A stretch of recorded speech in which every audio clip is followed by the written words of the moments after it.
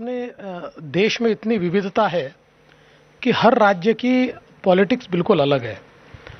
अब गोवा का अगर हम विचार करें तो राज्य छोटा है, थोड़ा समृद्ध भी राज्य है, पढ़े लिखे लोग ज़्यादा है, पॉलिटिकली अवेयर है, तो यहाँ की एक अपनी राजनीति होती है।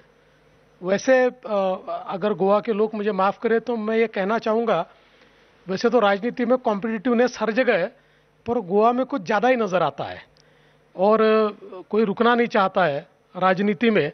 तो ये गोवा की एक थोड़ी अलग पहचान मुझे दिखती है। मैं इसलिए पूछता हूं क्योंकि जिस टाइम पे आप महाराष्ट्र के चीफ मिनिस्टर थे, आपने कोशिश की कि जिस हद तक हो सके क्लीन एडमिनिस्ट्रेशन देने की, और जो कैंडिडेट्स टेंटेड थे, आपके मिनिस्टर्स थे, उनको उनके खिलाफ आपने हमेशा कार्रवाई की, पैरवी की। अब जब आप गोवा आते हैं तो ऐसे कैंडिडेट्स जिनके ऊपर क्रिमिनल केसेस की इतनी लंबी फहरिस्त है कि बोलना शुरू करो तो केस के सेक्शन गिनाते गिनाते 1 मिनट लग जाता है, वो सारे अब आपके उम्मीदवार हैं। अब आपको उनको मैनेज करना है। तो जो फडणवीस की पॉलिटिक्स है, जो आप चाहते हो कि लोग माने कि आपकी पॉलिटिक्स है, वो गोवा की राजनीतिक हकीकत से कैसे मेल खाते?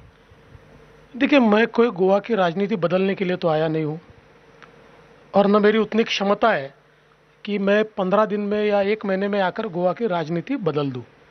मेरा तो काम यह है कि यहाँ पर भारतीय जनता पार्टी को मदद करना, हमारे चीफ मिनिस्टर को मदद करना और फिर एक बार भारतीय जनता पार्टी की सरकार को यहाँ तक लाना।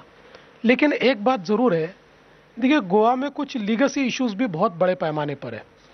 मैं इतना ही कहना चाहूँगा कि उस लीगसी को हमने नए तरीके से तैयार करने की कोशिश नहीं की है और सारी लीगसी गोवा में बीजेपी एक दिन में बदल दे, ये भी पॉसिबल नहीं है। तो मुझे ऐसा लगता है कि जहाँ तक कैंडिडेट्स का सवाल है, तो बड़े पैमाने पर सभी पार्टियों में कैंडिडेट्स के ऊपर कोई ना कोई चार्जेस है, लेकिन इनमें से कई पॉलिटिकल भी है ना। जैसे आंदोलन हुआ है, पुलिस स्टेशन का घेराव हुआ है। अब ऐसी चीज़ें राजनीति में कई बार होती है, लेकिन हमारे कानून के हिसाब से तो हम राजनीतिक भाषा में इसको राजनीतिक जुर्म कहेंगे, लेकिन कानून कोई राजनीतिक जुर्म और गैर राजनीतिक जुर्म इसको अलग नहीं करता ना। नहीं, पर ये पॉलिटिकल क्राइम्स नहीं है। ऐसे नहीं कि प्रोटेस्ट कर रहे थे उसके आपको धारा लग गई। ये तो rape, molestation, murder, criminal interim, मतलब ये बड़ी खतरनाक खतरनाक धारा है। ऐसे वो पढ़ के लगता है कि भाई ये माफियाओं का चुनाव हो रहा है या एमएलए का चुनाव हो रहा है। देखिए, अब जैसा मैंने ये कहा कि यहाँ पर कुछ लीगसी भी है, अब उनके भी अपने और सारी पार्टियों में जो लोग हैं उनको जब आप पूछते हो तो वो भी कहते हैं कि भाई हमारे ऊपर गलत लगाया है, इल्ज़ाम लगाया हुआ है, इसलिए तो हम कन्विक्ट नहीं हुए, इतने सालों से चल रहा है। अब ये सारी चीज़ों का जवाब तो वो लोग दे सकते हैं, मैं नहीं दे सकता। नहीं, पर आप कह रहे हैं कि बीजेपी एक दिन में नहीं बदल सकती, पर यही वायदा करके तो 2012 में आपने गोवा की जनता से वोट लिया था। अब 10 साल हो गए। अगर आपने 10 साल में देखा जाए तो पुराना जो कांग्रेस के टाइम पे सिस्टम था वो इंट्रेंच हुआ है, वो जैसा था वैसा ही रहा या उससे बदतर हो गया। ऐसा नहीं है कि बीजेपी के आने से गोवा में कोई राम राज्य आ गया। राम राज्य तो नहीं आया, मैं भी नहीं कहता हूँ राम राज्य आया, पर आप जो कहते हैं वो बिल्कुल गलत है। गोवा में बीजेपी ने गोवा की पॉलिटिक्स को बदला है। कैसे? गोवा में 5 साल में 7 मुख्यमंत्री बनते थे। भारतीय जनता पार्टी ने 10 साल स्टेबल गवर्नमेंट यहां पर दी है। गोवा में रोज एक नया स्कैम आता था। हमारे 10 सालों की सरकार में आरोप लगाने की कोशिश हुई, लेकिन पहले जब आरोप लगते थे तो उसके साथ प्रूफ भी आते थे, कार्रवाई भी होती थी। 10 सालों में हमारे खिलाफ पॉलिटिकल आरोप तो लगे, पर कोई बहुत बड़ा स्कैम किया है, इसका कोई प्रूफ दिया है, एविडेंस दिया, ऐसा कुछ नहीं हो पाया। तो ये बदली हुई राजनीति यही गोवा में हमने किया। और सबसे बड़ी बात यह है, गोवा में जिस प्रकार का काम हमारी सरकार में हुआ है, इंफ्रास्ट्रक्चर का, जिस प्रकार से गोवा का चेहरा बदला है। देखिए, मैं तो ये कहता हूं, आधुनिक गोवा के निर्माता के रूप में मनोहर पर्रिकर जी को देखा जाता है। और भाऊसाहेब बांदोड़कर जी के बाद अगर गोवा के लोग किसी को याद करते तो मनोहर पर्रिकर जी को याद करते। ये गोवा को बीजेपी की देन है। गोवा की पॉलिटिक्स को मनोहर पर्रिकर जी ने और बीजेपी ने बदला है। आप कह रहे हैं कि पॉलिटिक्स को बदला है। जैसे मैं एक ना एक्सरसाइज करता हूं जब हम किसी स्टेट में जाते हैं, क्योंकि आप वहां पे लगातार तो रहते नहीं, तो वहां के लोगों से पूछते हैं या इंडस्ट्रियलिस्ट से पूछते हैं कि करप्शन का क्या लेवल है। जब मैं महाराष्ट्र में पूछता था तो वो कहते थे कि जो पहले की कांग्रेस एनसीपी की सरकार है उसकी तुलना में वो मानते थे कि करप्शन कम हुआ, एटलीस्ट हाई लेवल करप्शन कम हुआ। यहाँ पे मैं आया, मैंने लोगों से वैसे ही पूछा जैसे कि मैं हर चुनाव में करता हूँ कि क्या है। उन्होंने बोला नहीं यार, करप्शन तो है और बिगड़ गया पर्रिकर जी के रहने के बाद, और वो अभी भी सुधरा नहीं है। तो ये तो हकीकत है, ऐसा नहीं है। आप लोगों से बात करो जो इस वक्त देख रहे हैं, यहाँ बैठे हैं, वो फील करते हैं डेली बेसिस पे करप्शन को। मैं ऐसा मानता हूं कि आप गलत लोगों के पास पहुंच गए। अच्छा, आप सही लोगों के पास तो गलत पहुंचोगे। वो जो महाराष्ट्र में बोल रहे थे कि गलत वो कि जो आप गोवा में सही बोल रहे लोगों हैं? के पास, अभी महाराष्ट्र की थोड़ी बात हो रही है, महाराष्ट्र की अलग से चर्चा कर लेंगे ना, हाँ। उस पर जवाब दे दूंगा। अभी तो गोवा की चर्चा हो रही है। आप सही लोगों के पास पहुंचोगे तो सही जवाब मिलेगा।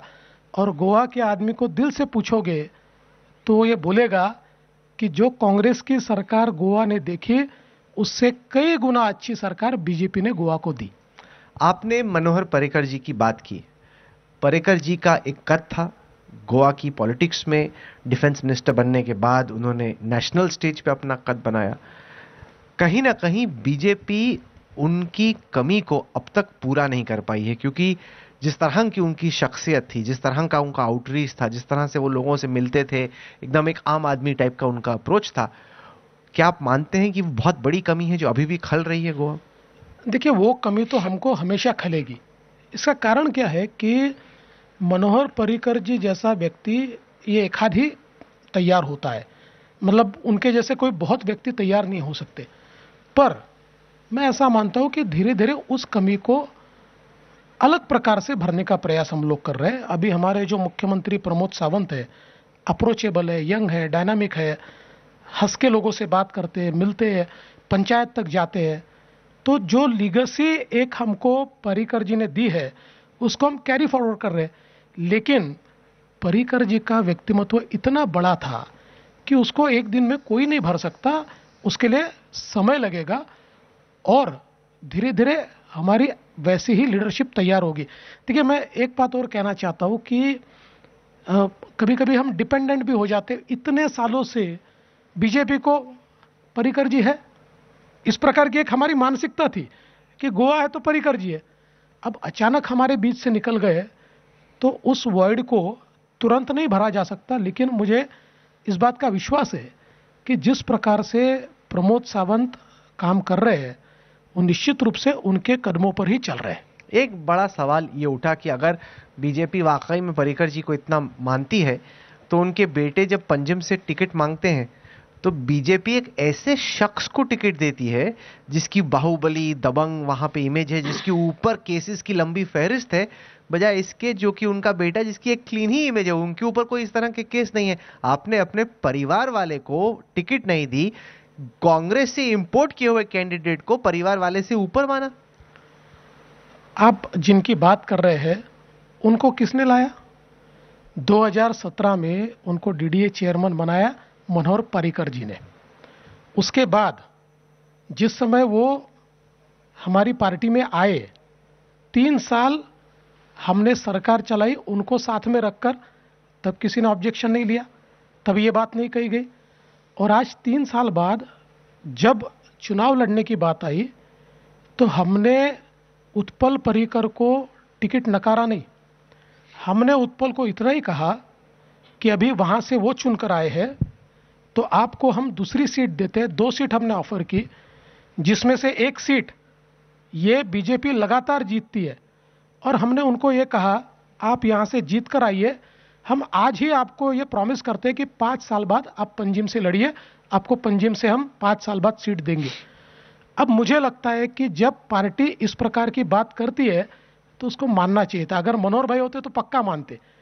तो मैं ये कहना चाहता हूं कि बीजेपी ने उत्पल को नहीं नकारा, उत्पल पर्रिकर ने बीजेपी को नकारा, जिसका मुझे दुख है। क्योंकि हम सबका हमारी श्रद्धा थी मनोहर भाई के ऊपर, आज भी है। उनका परिवार हमको अपना परिवार लगता है। उस परिवार का हमारे से दूर जाना, इसका दुख है। लेकिन पार्टी किसी एक व्यक्ति के आधार पर नहीं चलती, किसी एक व्यक्ति के निर्णय पर नहीं चलती है। पार्टी ने पूरे तरीके से उत्पल को राजनीति में लाकर उसको एस्टेब्लिश करने की कोशिश की। पर मैं ये कहना चाहता हूं, चंद लोग हैं, चंद लोग जो बरगलाते हुए उसको अपनी राह से भटका रहे हैं और उसकी राजनीति को समाप्त करना चाहते हैं। आप गोवा किए बॉर्डर से बाहर निकलो तो बीजेपी कहती we are a party with a difference. Uttar Pradesh में बीजेपी का बड़ा हमला यह है कि सपा के उम्मीदवारों की लिस्ट देखो, कितने केस हैं, किसको देता है अखिलेश टिकट, प्रेस कॉन्फ्रेंस पे प्रेस कॉन्फ्रेंस, अटैक पे अटैक। और यहां वैसे ही कैंडिडेट्स को आप टिकट देते, तो ये जो आपकी नेशनल पॉलिटिक्स है, क्या वो नेशनल पॉलिटिक्स माइनस गोवा है? बिल्कुल नहीं है। क्या है, आप एक दो लोगों को देख रहे हो जिनके लीगेसी इश्यूज है, और वो भी कब के हैं? 10 साल पुराने हैं। एक दो लोगों को नहीं, देखना। 10 साल पुराने हैं। आप तो इस प्रकार की बात कर रहे हो मानो बीजेपी के 40 में से 35 ये इस प्रकार की केसेस वाले हो। नहीं है, गलत है, ऐसा बिल्कुल नहीं है। आप लोग क्या करते हो, एक चीज को पकड़कर जनरलाइज करते हो। यह जरूर है कि हमने गोवा में अपवाद किया है, हमने हस्बैंड वाइफ को भी टिकट दिया है, लेकिन ये लीगेसी इशू है गोवा में।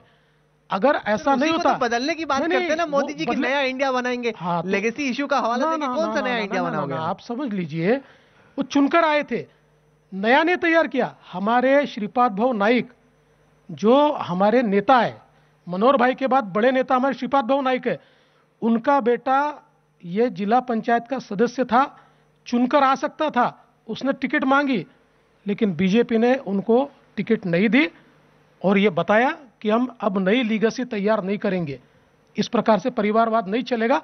उन्होंने भी मान्य किया और वो पार्टी का काम कर रहे हैं। ये बीजेपी है, ये डिफरेंस है। सर, पर 25% जो आपके कैंडिडेट्स हैं वो तो आपके कांग्रेस से इंपोर्टेड हैं, तो वो लोग मजाक कर रहे हैं गोवा में कि vote for BJP for your old Congress MLA. ऐसा है कि हम लोगों को कांग्रेसियों का बीजेपीकरण करना है। ठीक, कांग्रेस में कोई व्यक्ति था इसलिए वो बुरा नहीं होता है, उसके विचार बदल बीजेपी का नहीं होगा भाई साहब, नहीं हो सकता है, नहीं हो सकता है। 25%, 25 तो आप ज्यादा बोल रहे हैं, पर चलिए आप 1 मिनट के लिए मान लेते हैं 25%, तो 25% लोग हमारी सर 10 तो है ना, वो 25 हो गया। वो उनको थोड़ी दिया है 10 को, जो 10 आए थे उनको थोड़ी दिया है, उनमें से तो 6-7 ही है। तो इसलिए मैं ऐसा मानता हूं कि वो कोई बीजेपी को कांग्रेस नहीं बना सकते। हाँ, ये जरूर है। देखिए, मैं वापस कहना चाहता हूं कि पिछले समय एक गवर्नमेंट स्टेबल करने के लिए जब ये 10 लोगों का ग्रुप आया तो हमने उनको लिया, that is a fact of life. अब उनको हम ये नहीं कह सकते कि आपको लिया, सरकार चले, अब आप चले जाइए। अब हमारा फर्ज ये बनता है कि उनको ही बीजेपी के नीति नियम सिखाए और उनको भाजपा ही बनाए हमने। वो जो कांग्रेसियों वाला काम कर रहे हैं बीजेपी में बैठ के, वो नहीं, कोई नहीं करेगा। जो करेगा उसको वापस भेज देंगे। अभी तो भेजा नहीं आपने? नहीं, तो जरूरत ही नहीं है, किसी ने किया ही नहीं है। ये बात सही नहीं है, आपको भी मालूम? नहीं, आपको भी मालूम है ये सही है। नहीं, आपके पास उदाहरण होता, नहीं तो आपको तो मैं इतने दिनों से जानता हूं, कोई उदाहरण होता तो आप मेरे मुंह पे फेंक देते, लेकिन आपने नहीं फेंका, इसका मतलब आपको नहीं मालूम है, आप तो गेस वर्क कर रहे हैं। नहीं, मैं गेस वर्क नहीं कर रहा हूं। उसकी हकीकत यह है कि करप्शन का चार्ज प्रूव होना चाहिए। देखिए, बज़ से या परसेप्शन से एक इमेज बनती है और कई दफा वो सही भी होती है। पॉलिटिक्स में ऐसे इमेज कभी गलत नहीं बनती है, लेकिन चूंकि स्पेसिफिक एलिगेशन नहीं है इसलिए सिर्फ कह देना वो शोभा भी नहीं देता और वो ठीक भी नहीं होगा। नहीं, वो तो मेरा भी कहना वही है। देखिए, हमारे 10 साल में ऐसा नहीं है कि विरोधी पार्टी ने आरोप नहीं लगाए, लेकिन जब हमने आरोप लगाए, या मनोहर भाई, जब समझ लीजिए आखिरी सरकार 2007 से 2012 की, जब मनोहर भाई कांग्रेस के ऊपर रोज आरोप लगाते थे तो उसका एविडेंस देते थे और वो सच निकलता था और रोज कांग्रेस को डिफेंसिव होना पड़ता था। यहां पर तो आरोप लगा देते, कोई एविडेंस देते नहीं, इसलिए वो आरोप टिकते नहीं है, वो लोगों में भी नीचे तक जाते नहीं है। एक और एस्पेक्ट इस इलेक्शन का ये है कि जब पर्रिकर जी थे तो बीजेपी के साथ कैथलिक्स भी जुड़े, क्रिश्चियन कम्युनिटी भी जुड़ी, कैंडिडेट्स भी थे, उन कैंडिडेट्स को क्रिश्चियन कम्युनिटी का वोट पड़ा। अब आप जब बात करते हो लोगों से जो कि कैथलिक कम्युनिटी से आते हैं, वो कहते हैं कि नहीं, इस दफा हमने मन बना लिया कि बीजेपी को वोट नहीं देना है। हाँ, वो पर्रिकर जी के टाइम पे था, लेकिन अब नहीं देंगे वोट। तो इससे कितना लॉस होगा? नहीं, मुझे ऐसा बिल्कुल लगता नहीं है। देखिए, बीजेपी ने 12 कैथलिक उम्मीदवार दिए, 12। ये आज तक के बीजेपी के इतिहास में सबसे बड़ा नंबर है। और बीजेपी ये बिलीव करती है कि हम गोवा में गोवंश के लिए काम कर रहे हैं, हम किसी जाति धर्म के आधार पर भेदभाव नहीं करते। 10 साल की बीजेपी की सरकार में एक भी माइनॉरिटी के ऊपर ऐसा डिसीजन हमने नहीं थोपा कि जिसके कारण माइनॉरिटी को लेफ्ट आउट लगे। कोई भी भेदभाव यहां नहीं हुआ। जितनी योजनाएं बीजेपी की सामाजिक सुरक्षा की चली, हमने सबके लिए योजना तैयार की। महिलाओं की योजना सभी महिलाओं को मिली, सीनियर सिटीजन्स की योजना सभी सीनियर सिटीजन्स को मिली। कोई भेदभाव हमने नहीं किया। देखिए, हमारा सीधा कहना यह है, हम अपीजमेंट नहीं करेंगे, policy of no appeasement, but सबके लिए न्याय है और 10 साल में बीजेपी ने दिखाया है।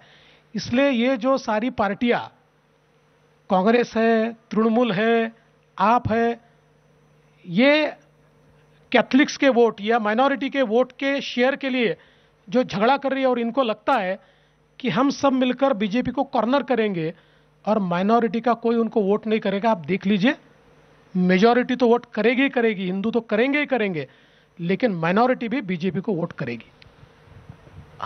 आम आदमी पार्टी और तृणमूल कांग्रेस इस दफा गोवा के चुनाव में एंटर किए हैं। आपके हिसाब से इन दोनों पार्टियों के प्रवेश से गोवा के, जो कि वैसे ही सीटें छोटी हैं, नंबर ऑफ वोटर्स कम है, मार्जिन बहुत कम रहता है, अब तो बड़ा मुश्किल हो गया आंकलन कर पाना भी कि कौन सी सीट कहां जा रही है। एक ने कहीं यहां छीका, थोड़ा वो वहां चेंज हो गया, थोड़ा यहां पे छीका, थोड़ा यहां चेंज हो गया।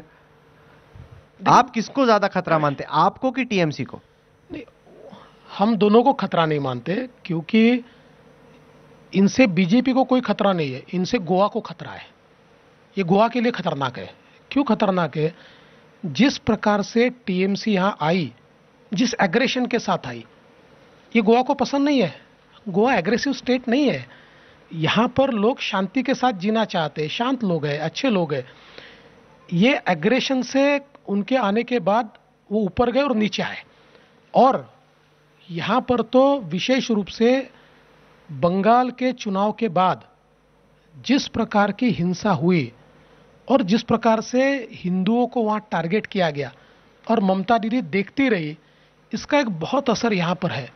लोगों को लगता है कि ये माइनॉरिटी अपीजमेंट करते समय हिंदुओं का विरोध करने वाली पार्टी है, और इसीलिए गोवा की अपनी party MG, Maharashtrawadi Gomantak party, जो एक तुलना में राइट विंग पार्टी मानी जाती है, ये पार्टी जब उनके साथ गई तो इस पार्टी को भी उनके लोगों ने नकारा। और उनके यहां से लोग टूट टूट कर हमारे साथ आए कि एक ऐसी पार्टी के साथ हमारी पार्टी ने गठबंधन किया है कि जो पार्टी ये अपीजमेंट करती है, हिंदुओं का विरोध करती है। आम आदमी पार्टी की जहां तक हम बात करें, मुझे ऐसा लगता है कि आम आदमी पार्टी ये गोवा को प्रयोग भूमि बनाना चाहती है, लेकिन वो जो नई नई स्कीम्स लेकर आते हैं, हमारे मनोहर भाई ने बहुत पहले वो स्कीम्स यहाँ पर लागू कर दिया है। या महिलाओं को पेंशन मिलता है, या सीनियर सिटीजन्स को पेंशन मिलता है, या विधवाओं को पेंशन मिलता है, या बच्चियों को मदद मिलती है, या पढ़ाई के लिए मदद मिलती है। हमारे पानी एक्चुअली एक लिमिट तक यहाँ पर फ्री मिलता है। तो ये सारी चीज़ें, ये जो ये हेल्थ बेनिफिट 4 लाख तक सबको फ्री मिलता है, तो ये सारी चीज़ें ये जो आम आदमी पार्टी यहाँ कर अनाउंस करती है, गोवा के लोगों को लगता है कि भाई ये तो हमको मिला ही हुआ है। तो मुझे लगता नहीं है कि आप लड़ाई किससे मानते हैं? आपके हिसाब से कांग्रेस से ही लड़ाई है, या आपको लगता है कि आप भी फैक्टर बन गया है? देखिए, अभी तो ऐसा है कि एक सिंगल पोल है बीजेपी। कहीं कांग्रेस से लड़ रहा है, ज़्यादा जगह पर कांग्रेस से लड़ रहा है, कुछ जगह पर आप से लड़ रहा है, कुछ जगह तृणमूल से लड़ रहा है, और एक 3-4 सीटों पर एमजी के साथ भी हमारी लड़ाई है। एक सीट में गोवा फॉरवर्ड है। नहीं, तो अब सवाल यह है कि जैसे गोवा फॉरवर्ड है, या फिर आप है, या कांग्रेस है, अगर हंग असेंबली आ गई, फंस गया चुनाव जैसे पिछली बार फंसा था, इस दफा तो ये आ नहीं पाएंगे आपके पास। वैसे कुछ भी कर सकते हैं आप, लेकिन आना मुश्किल है। नहीं, हमको तो जरूरत पड़ेगी ही नहीं। हाँ। मैं आपको बताता हूं, इस बार लोग कोई हंग असेंबली नहीं रखेंगे, हमको पूरे तरीके से चुनकर देंगे। देखिए, पिछले बार तो हम पॉलिटिकल अर्थमेटिक में हारे, क्योंकि आप पिछले बार के वोट्स देखेंगे तो सबसे ज़्यादा वोट बीजेपी को मिले, लेकिन सीटें कांग्रेस को ज़्यादा मिली। तो अब हमारे ध्यान में आया है कि पॉलिटिकल अर्थमेटिक कहाँ पर गलत होता है, हम उसको ठीक कर चुके हैं। तो इसीलिए आपने डिसाइड किया कि भाई जहां पे जो दिखे, उसकी जो सोच हो, जो आइडियोलॉजी, कोई फर्क नहीं पड़ता, लेके आ जाओ, बस जीतना है। नहीं जी, विनिंग एट ऑल कॉस्ट। ना ना ना, आप ही ने बोल दिया 75%। आपने मान्य किया कि 75% हमारे हैं। कैसे?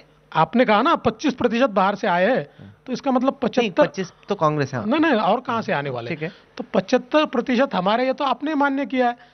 और जो 25% आप जिनकी बात कर रहे हो, 25 नहीं है, वो तो 3 साल 4 साल पहले आए हुए। एक दो लोग ऐसे हैं कि जो चुनाव के मुंह पर हमने लिए हुए।